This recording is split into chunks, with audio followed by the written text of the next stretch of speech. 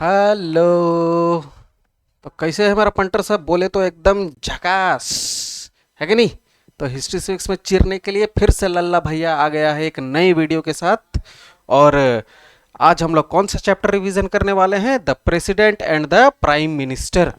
तो last video में the president का हम लोग कौन कौन सा टॉपिक को क्लियर कर चुके थे? क्वालिफिकेशन प्रेसिडेंट का, composition of electoral college, reason for indirect election, उनका term and process of impeachment, यहां तक कर दिए थे। आज क्या करने वाले हैं? आज हम लोग पावर्स करने वाले हैं। ठीक है? Executive power, legislative power, financial power, judicial power, discretionary power and emergency power. इतना सारा पावर डरने का नहीं। तेरा पास पावर अभी पढ़ने वाले तो पावर भी आ जाएगा। एकदम जुड़े रहना है, देख लो अब। तो स्टार्ट करते हैं। पहला कौन सा पावर? Executive power. तो एग्जीक्यूटिव पावर को याद रखने के लिए बस एक दो टर्म लगेगा, उसको याद रख लेना। काम, है ना? तो काम करने के लिए क्या करना पड़ेगा? सबसे पहले तो हेड बनना पड़ेगा, हाँ, तब ना बाकी सब सुनेगा। तो प्रेसिडेंट क्या है?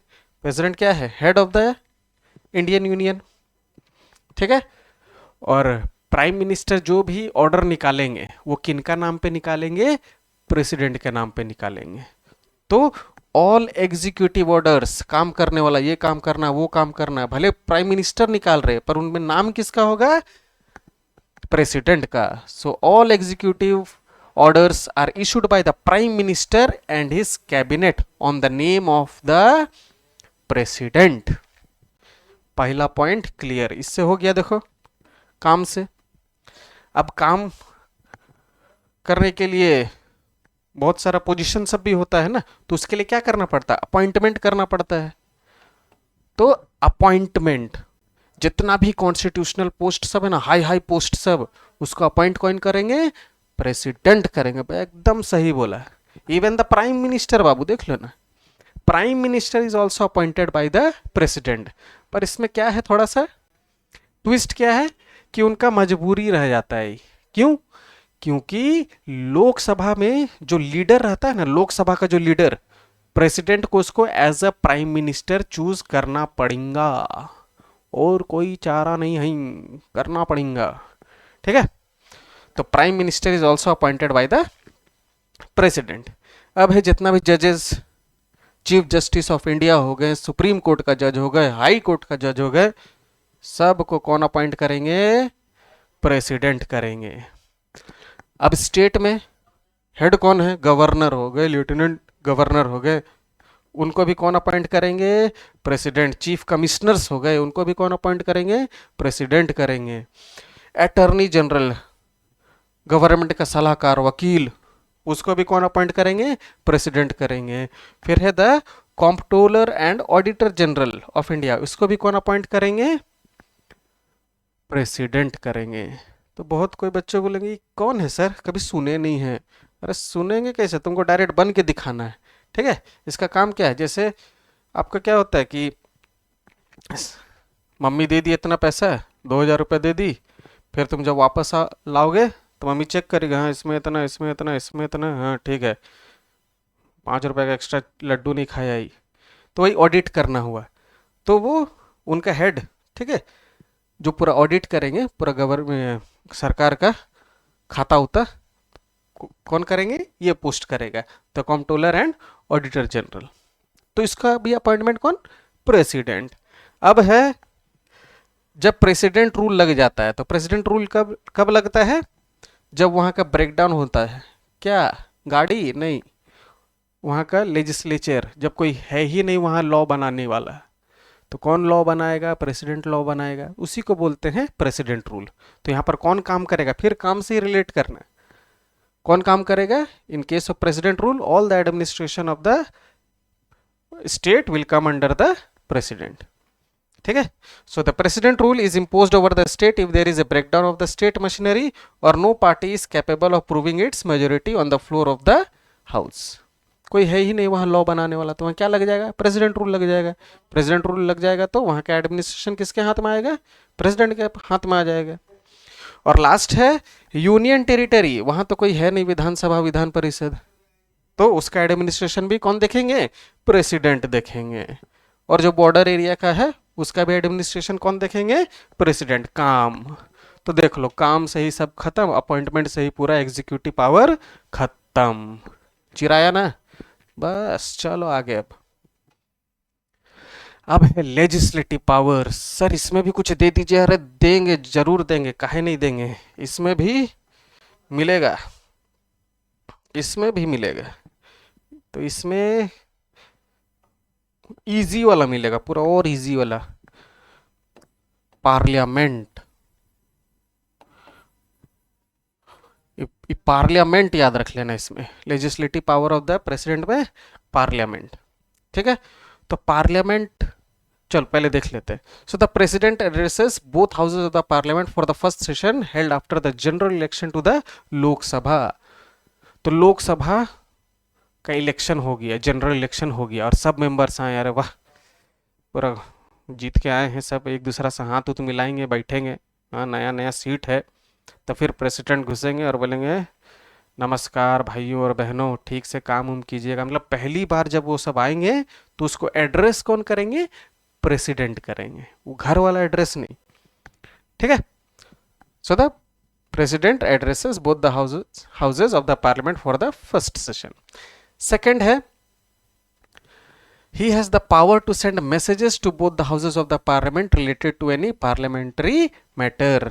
अब पार्लियामेंट्री मैटर हो गया, तुम लोग कभी मैटर उटर करते हो कि नहीं, तो मैसेज कौन देता है, उसको प्रेसिडेंट, उसको बोलना पड़ा कि प्रेसिडेंट, प्रेसिडेंट बन जाए। हाँ बन जाएगा, बहुत फायदा है, आगे भी बताएंगे ना, पावर्स बहुत फायदा है, उसको बोलना प्रेसिडेंट बनना है तुमको बड़ा हो गया। हाँ तो कुछ पार्लियामेंट्री मैटर हो गया है, ठीक है, तो उसका मैसेज कौन देंगे, प्रेसिडेंट देंगे, ये मैटर हो गया है, आओ जल्दी आओ। ठीक है, तो देखो ये भी पार्लियामेंट से, ये भी पार्लियामेंट से, ये भी पार्लियामेंट से। तीसरा, तीसरा पॉइंट है कि पार्लियामेंट को समन बुलाएगा कौन, घर में रह गया, आ ही नहीं रहा है, चलना काम करना है, कौन करेगा, तो प्रेसिडेंट फोन करो, ए जल्दी आओ, कौन काम करेगा, तो बुलाना कौन करेंगे, प्रेसिडेंट करेंगे। प्रोरोग, प्रोरोग का मतलब टर्मिनेशन, कोई भी सेशन को जब पूरा टर्मिनेट कर देते हैं ना उसको बोलते हैं प्रोरोग। तो ये दोनों काम किसके हाथ में है, प्रेसिडेंट के हाथ में है, तो ये भी रिलेटेड टू क्या हो गया, पार्लियामेंट हो गया। ठीक है, अब पार्लियामेंट में होते कौन कौन है, पार्लियामेंट में इसका मतलब क्या है, लोकसभा और राज्यसभा, लोकसभा और राज्यसभा। तो लोकसभा को डिसॉल्व कौन कर सकते हैं, प्रेसिडेंट, पर उसमें उसके लिए रिकमेंडेशन चाहिए। ठीक है, तो कौन रिकमेंड करते हैं, प्राइम मिनिस्टर, कि डिसॉल्व कर दो लोकसभा, तो प्रेसिडेंट उसको डिसॉल्व कर देंगे। तो लोकसभा हो गया। अब राज्यसभा, राज्यसभा में नॉमिनेशन होता है किसका, 12 मेंबर्स का। राज्यसभा वाला टॉपिक में पहले ही कर चुके हैं कि the president nominates 12 members to the Rajya Sabha from among person who have made great contribution to science, literature, social science, art and sports, ये पहले ही कर चुके हैं। तो देखो ये तीनों में हो गया।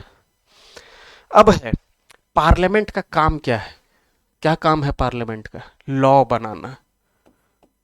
बस ये याद हो गया, मतलब पूरा ये सब याद हो गया, क्या है काम, लॉ बनाना। तो no bill can become a law, कोई भी बिल लॉ नहीं बनेगा, कब तक, जब तक उसमें प्रेसिडेंट का सिग्नेचर नहीं लग जाए, unless and until if the president will not put his assent a bill will not become an act. ठीक है, तो देखो क्या लिखा हुआ है यहाँ पे, no bill can become a law until and unless it is signed by the president, बस हो गया। ठीक है, पर सेकेंड टाइम अगर चल जाएगा ना, प्रेसिडेंट के पास आया तो प्रेसिडेंट को बोला नहीं ये चेंजेस चाहिए, फिर से वो भेज देंगे, तो फिर वहां से कुछ करेक्शन होगा, फिर से आएगा, सेकंड टाइम आ जाता है ना तो उनको साइन कर देते हैं वो, वही है। बस यहां तक भी लिखोगे तो चलेगा, कोई दिक्कत नहीं है। ठीक है, अब है ऑर्डिनेंस। सर आप बोले थे लॉ से ही आ जाएगा, और यहाँ पे है ऑर्डिनेंस, ऑर्डिनेंस भी लॉ ही है। ठीक है, तो इसके बारे में थोड़ा सा समझ लो, ऑर्डिनेंस, ऑर्डिनेंस के बारे में थोड़ा समझ लो।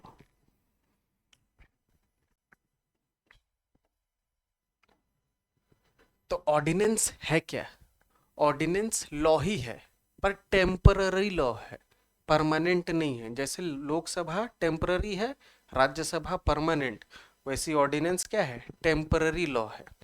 ठीक है, और इसको इशू कौन करते हैं, इसको प्रेसिडेंट इशू करते हैं। कब करते हैं ये टेम्पररी लॉ, जब पार्लियामेंट सेशन में नहीं होता है, जब पार्लियामेंट सेशन में नहीं होता। If the parliament is not in session, then the ordinance is issued. ये दो पॉइंट ऑर्डिनेंस से रिलेटेड याद रखना है। तीसरा वाला और भयंकर है, ठीक है, पर तेरा से भयंकर नहीं। कैसे है क्या ये तीसरा, कि ये टेम्पररी बोल रहे हैं सर, परमानेंट भी बन जाता है क्या? हाँ, ये परमानेंट भी बन जाएगा। कब बन जाएगा ये परमानेंट, जब ये पार्लियामेंट फिर से सेशन में आएगा ना, जब फिर से लोकसभा राज्यसभा के मेंबर्स फिर से आएंगे और ये ऑर्डिनेंस को अगर ये पास कर देते हैं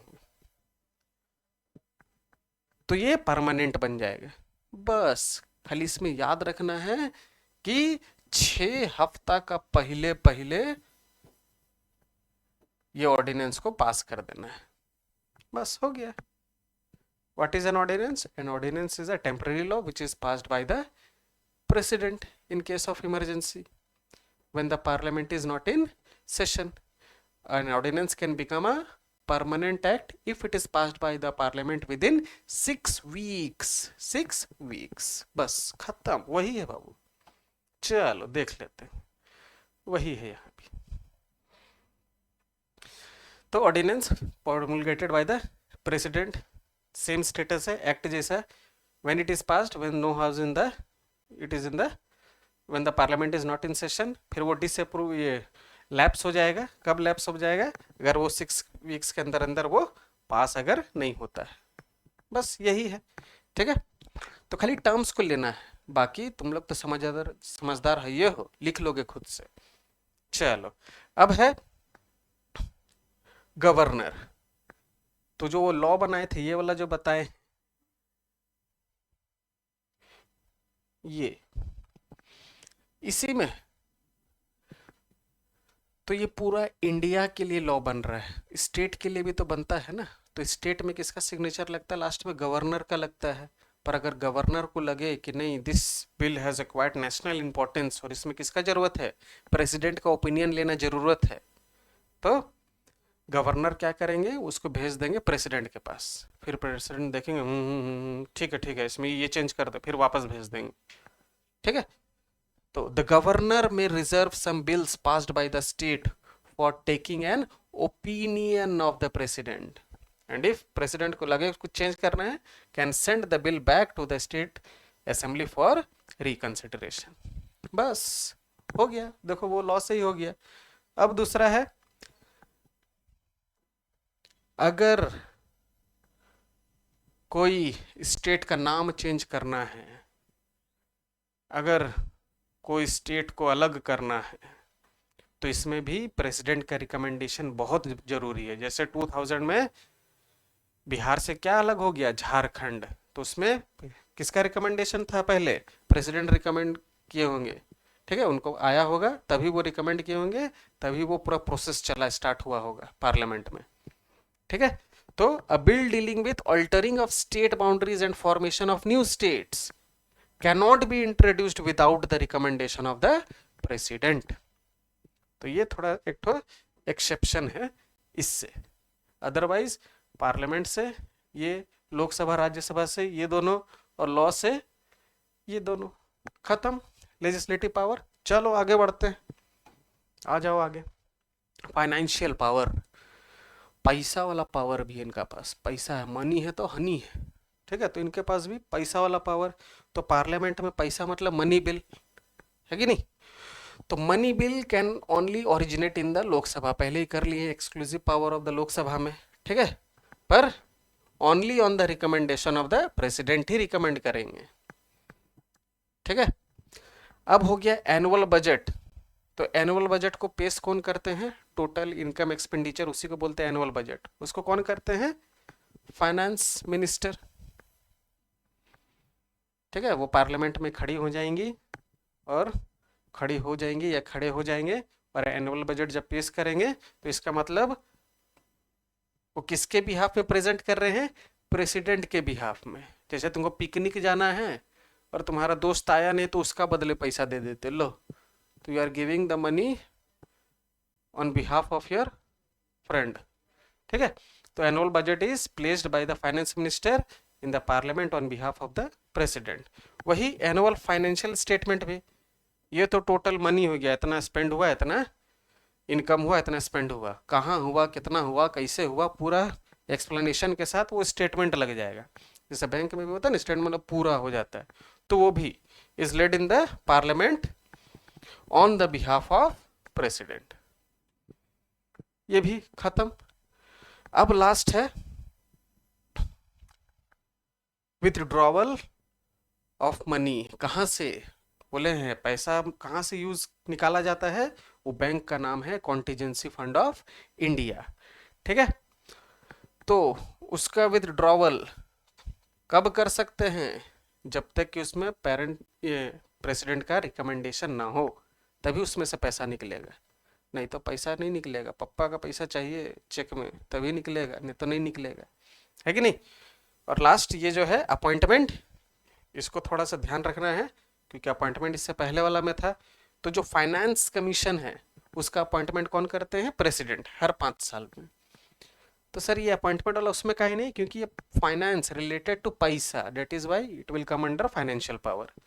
समझ में आ गया, खत्म। तो फाइनेंशियल पावर में क्या याद रखना है, पैसा, पैसा मतलब मनी बिल, है ना, मनी बिल, फिर बजट, फिर उसका स्टेटमेंट हो गया, और एक फाइनेंशियल कमीशन, खत्म फाइनेंशियल पावर। आगे बढ़े, चलो आगे बढ़ते हैं, आ जाओ आगे। जुडिशियल पावर, ई है कुछ पावर, किसी का मन है तो बन जाना प्रेसिडेंट, देख लो कैसा पावर हो जाएगा तुम्हारे पास। The president is not answerable before any court of law before for the exercise of powers and duties in his office.